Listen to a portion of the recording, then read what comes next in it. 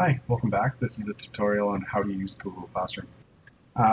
First of all, you're going to go to classroom.googlebook.com, or you are going to hit this little waffle up here, and then you're going to pick the Slides app right here, and it's going to bring you to this page.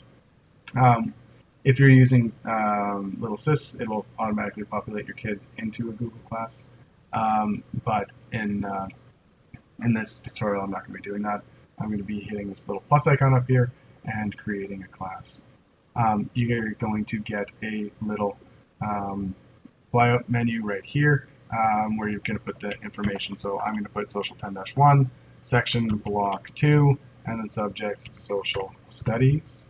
And then I can put my room number, so I could do lab 207 if I wanted, right? And then I'm going to hit create, and it's going to create me a new classroom.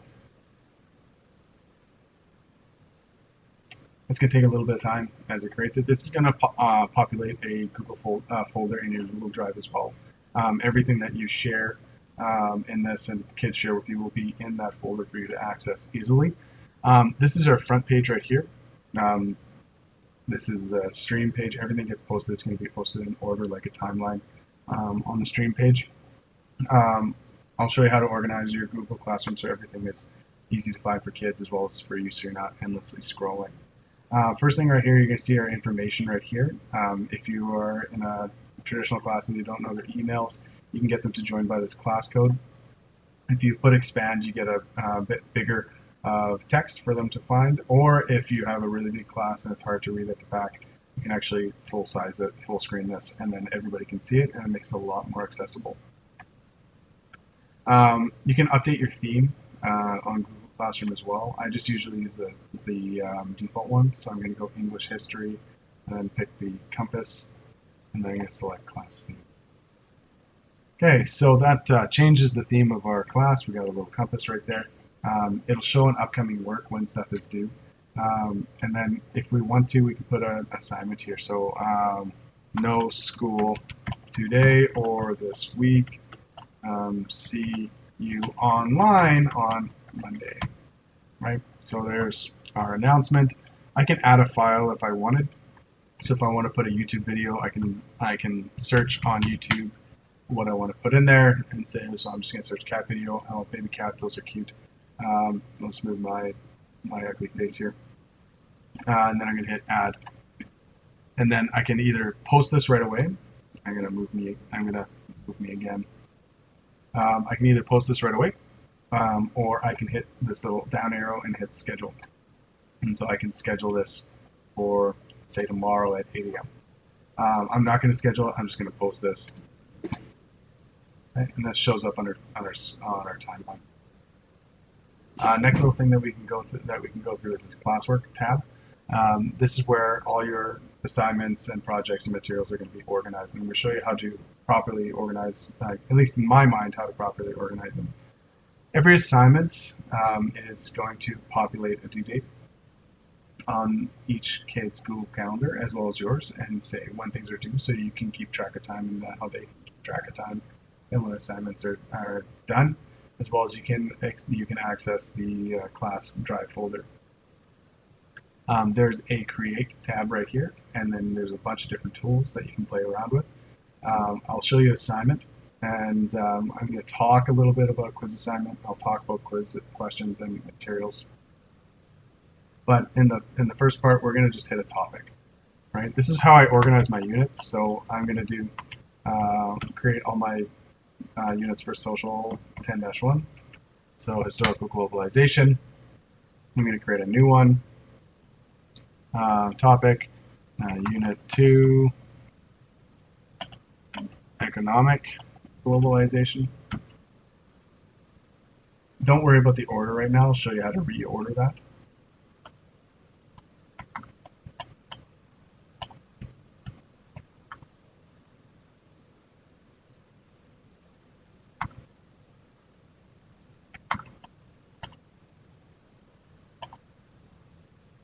Okay.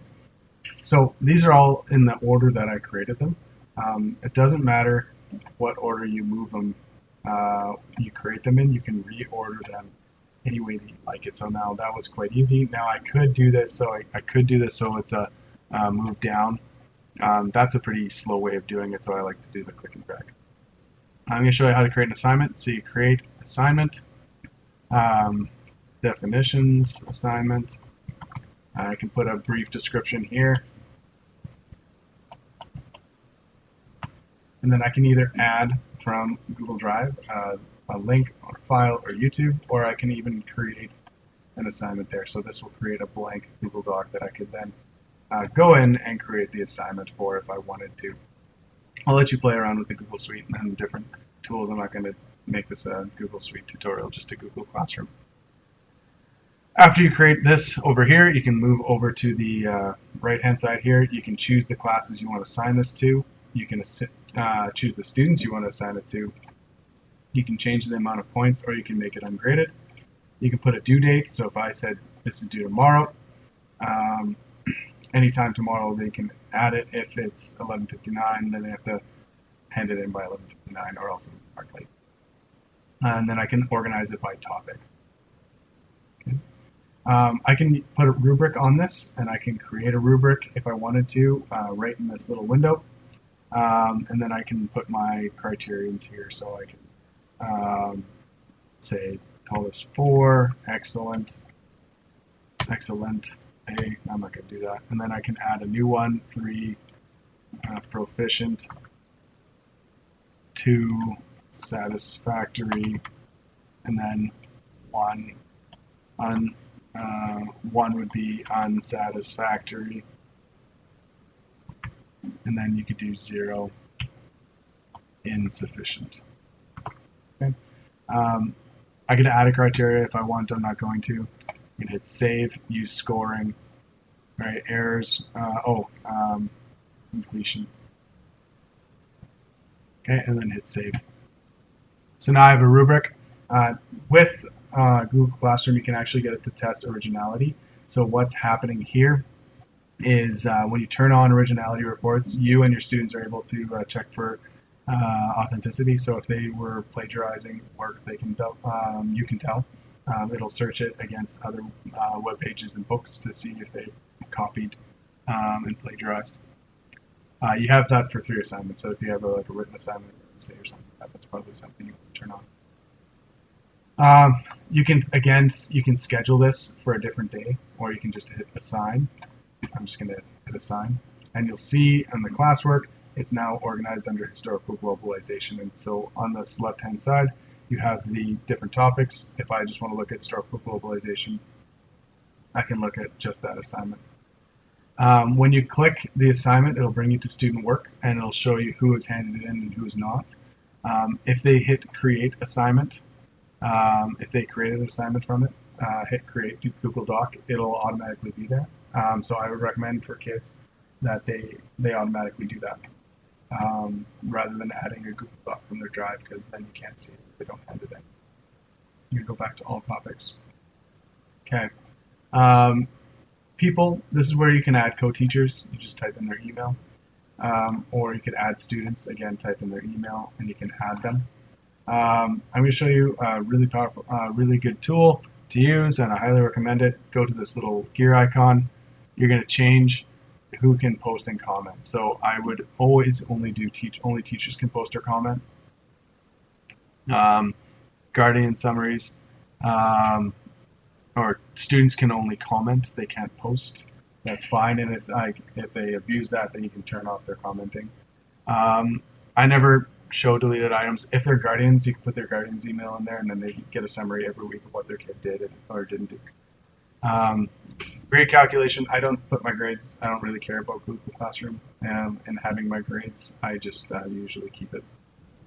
I just use my PowerSchool. Hit save. And then if you did grade, you could have a gradebook right here.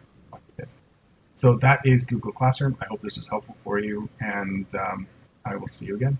Don't forget to subscribe, like this video and subscribe on YouTube, or follow my Twitter account @TeacherWayne. Link is in the description.